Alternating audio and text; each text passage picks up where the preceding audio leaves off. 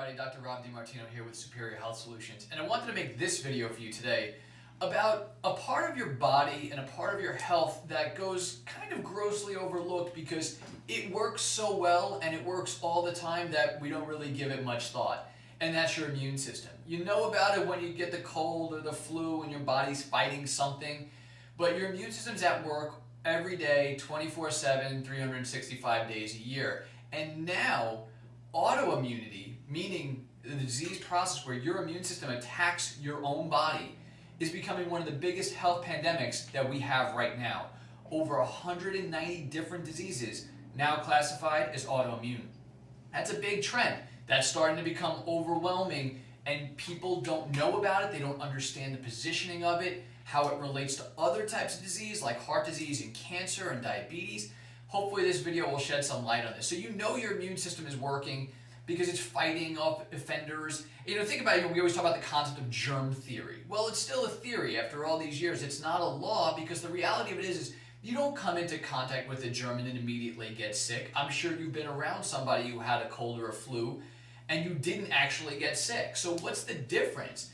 The caveat to the germ theory, it's mostly true, but the caveat to that is if you're around a germ and your environment inside, your immune system is dependent or not doing very well, it's compromised, then you will get sick because you can't fight off the impending infection. So there's a caveat to that. So our body's working all the time. Research, hard-lined research has stated that we will have somewhere between 100 and 10,000 different cancer cells made in our bodies every single day, whether we're healthy or not. And the reality is the only difference between why someone gets cancer and someone doesn't is if their immune system is working, because your body's going to clear out those cells when it's time for them to go. So your immune system really consists of two parts, to keep this ridiculously simple. You have your Th1 system, you have your Th2 system. Th1 is about killing things. It's going to kill invaders, it's going to kill infections, it's going to kill bacteria, it's going to kill virus, it's going to kill parasites, it's going to kill something that got inside your body that shouldn't be there. Secondarily, we have your Th2 part of your immune system. That's going to deal more with an allergy type of reaction. It's going to tag something inside of your body and say, ooh, this is bad. We don't want this. And basically then what happens with autoimmunity is one side of that immune system becomes completely dominant over the other. People will become Th1 dominant, or they'll become Th2 dominant. They'll start to feel this overwhelming reaction in one side or the other. It'll give unusual symptoms, but nothing in that will be so obvious you say, wow, this is definitely my immune system doing this to me. A few things that you could look at. We'll get this all the time. Clinic people come in and they'll have a supplement list that they're trying to resolve their own symptoms, and they'll have a supplement list that's 10 pages long. They've tried all these different things and nothing seems to kind of resolve it, finally work. They'll notice it after a pregnancy. When you become pregnant, your body shuts off, for better or worse, doesn't matter. Even if you're Th1 dominant, your body will shut that reaction off because it doesn't want to affect the baby. That's foreign tissue as far as your body's concerned.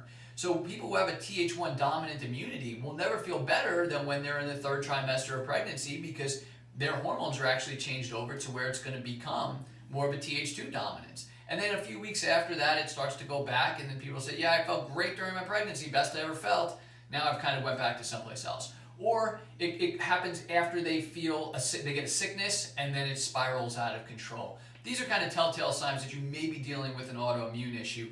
The common ones people talk about, rheumatoid arthritis, scleroderma, multiple sclerosis, autoimmune disease. Type 1 diabetes now considered autoimmune disease. Endometriosis is an autoimmune disease. There's, as I said, 190 different ones. Now we're classifying autism as having autoimmune components. This is growing. How about peripheral neuropathy? How many people out there suffering with peripheral neuropathy and they don't realize it's the actual part of their immune system that's accidentally attacking their nerves, and that's what creates the pain.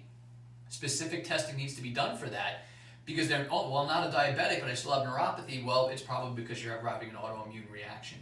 So with immunity, think of it this way as a simple analogy that you can use. It's kind of like having an allergy. So what's an allergy? You have some sort of abnormal immune system reaction to something that should be normal, but it happens outside of your body. Meaning, you come in contact with a cat, you're allergic to cat hair or the dander, your body gets in contact with it, your immune system remembers that this should now have a reaction, you get the reaction, you get the itchy eyes, the scratchy throat, the runny nose, you get all clogged up. But then once you get away from the cat, because it's an external stimulus, once you get away, that reaction starts to calm down. Within a few hours, you feel better. So that's an allergy. Think about what an autoimmune reaction is. An autoimmune reaction is the same thing. It's an abnormal immune system reaction to something that should be normal. In this case, your own body, your own tissue, your own nerves, your own thyroid, your own brain. But the problem is it's internal. The stimulus is internal. You don't get away from the cat. How often do you get away from your own brain or get away from your own thyroid? It doesn't happen. So the immune system loses the perception and it never turns that reaction off. What we have to do is what we've coined in our office neurologic recognition or immune system recognition more at this point, because we want the immune system to recognize what's going wrong. There's really only a couple of places, or 4 major places, why your immune system will target tissue. We get that all the time. So, well, what made my immune system think my thyroid was bad all of a sudden out of the blue? Well, it could be that there is some sort of infection that is just too big or too complicated for your immune system to finally handle. It can be from a hormonal imbalance where the body is now producing tons of estrogens or estrogen-like compounds, and your body doesn't know how to neutralize it. It lacks the ability to detoxify those toxic estrogens, and then that will definitely affect the thyroid for sure. You can have things like heavy metal toxicity or any kind of infectious agents that are of non-human origin, some sort of plastics or pesticides, something like that, because all your immune system is programmed for is to kill.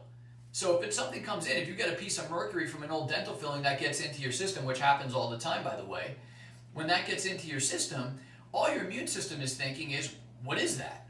Well, I don't know, it must be some sort of virus or bacteria, so try to kill it. So it turns the guns on it and starts blasting away, but you can't kill an inanimate object. Now, if that mercury lands in your thyroid, your immune system doesn't know the difference. It only knows what to do. It's like the Terminator. It's just going to keep going until it gets the job done. And it's going to attack and attack and attack.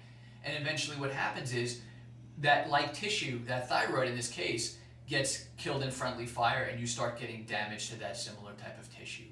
So, whether it be infections, whether it be hormones, whether it be toxicity issues, whatever the case may be, it's imperative that you track down whatever's causing that reaction and then do things. What food allergies? Everyone talks about celiac disease, being an autoimmune of gluten, but food allergies and more specifically food sensitivities are really important, because if you're eating foods that you're sensitive to, it constantly keeps your immune system in overdrive and it can lead to this imbalance. So these are some, the specific places you want to look to get an understanding of, is your immune system working on your side? Because I'm going to tell you this and it's going to make a lot of sense. If you want to live to a ripe old age with great health and great quality of life, and you want to avoid all the big bad guys out there, the heart disease, the cancers, all that sorts of stuff, the reality of it is you need your immune system working on your side. And it's not going to be something that you feel until the damage to tissue gets bad enough that it's going to cause some sort of symptom. But that's at the end stage of all of this. Be aware of what your immune system is doing. Have your immune system on your side. We're going to make a part 2 to this video that's going to talk about how you can regulate your immune system function, what you need to look at, what you need to do to get these guys playing back on your side. Stay tuned.